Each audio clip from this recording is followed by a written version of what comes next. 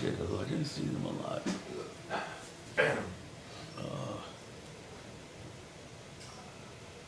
So, Didn't you live with Norma for a while you went to UMass? yeah, well, let's see how to tell it.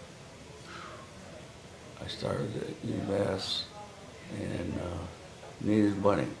I wanted to take as little from my father as possible.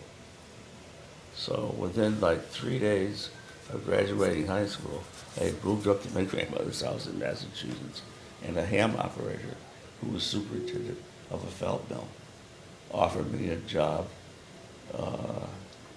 if I would work nights and sometimes work 6 days a week. You guys doing okay in here? We are. So far, yeah. You doing okay over there? Yeah, I was hoping I could get up into. So I went to work for Yeah, sure. National Want me to Felt. unhook you? Oh, is that when you worked in the factory? Yep, That's when he started working for the factory. He worked for them for a long time. I did. Five seasons, Yeah. Or is that just in the off-season, or did you work while you were in just in the school? summer, Because I'm sweating. just in the Yeah. summer. But I could make so much in the summer. It was a Sure, skilled when I took job. down to, like, After the 70 first year, I had to degrees learn in it. here. But after that, I was what they called a machine operator. Making that fast. You could always tell a machine operator because he had a 12-inch Just let me know adjustable when you're wrench done, I'll hook you in his back back up. pocket. Okay. A wrench? Yeah, I've still got mine. Towels over in there. No, I'll bring them in And, from the. So when it came back the next year, I was promoted to run one of the big machines. Yeah. I had 2 employees. There's a toothbrush and And, toothpaste. Here, I'll stick this in the back The room. third year, they put me on a real special place. I ran high quality rayon, backron, stuff like that.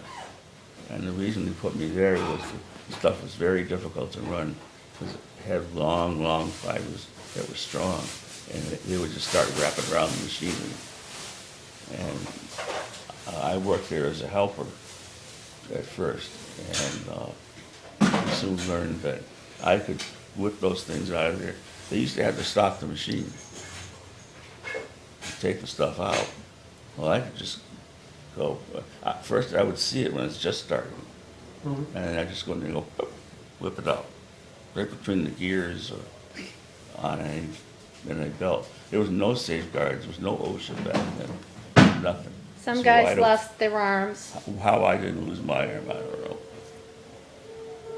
But I could make so much in a night. We had a quota. We had to make so many a shift. I think the quota might have been 12. Well, what'd you make an hour then, do you remember? No. It wouldn't be much in today's standards. But it only cost me $1,200 a year to go to UMass, including room and board.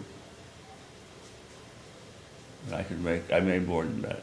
So I probably made around $1,800 working the summer there. Well, let's see, so summer's 9 weeks, so you're making a couple of hundred a week.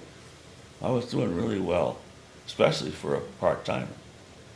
They had me on the books as a full-timer, so they could give me full-time. So you're making $5-6 an hour. Yeah, I was doing really well. Because around the same time, when I was in the Teamsters, I was getting $8 an hour, minimum wage was $1.25. Wow, Same time. yeah, that's good too. And we got overtime if we did more than Did you want the chair, Jim? 300 cases. Shower? Or Okay. I Do you worked want in, us to leave for your if you ID? worked on the truck and then you came back to the It's factory. really just like a plastic bag. Okay. So, Well, that's yeah, that it. was pretty good money. Last 2 years I worked there, I worked, let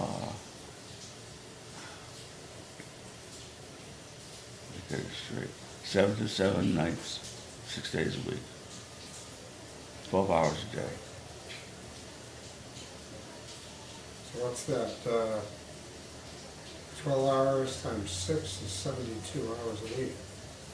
If you're getting $5 an hour, you're making good money.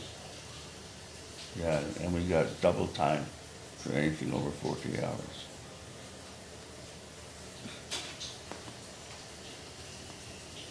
I was probably one of the only kids that worked there that didn't have a brand new car and all that kind of Oh, stuff. sure.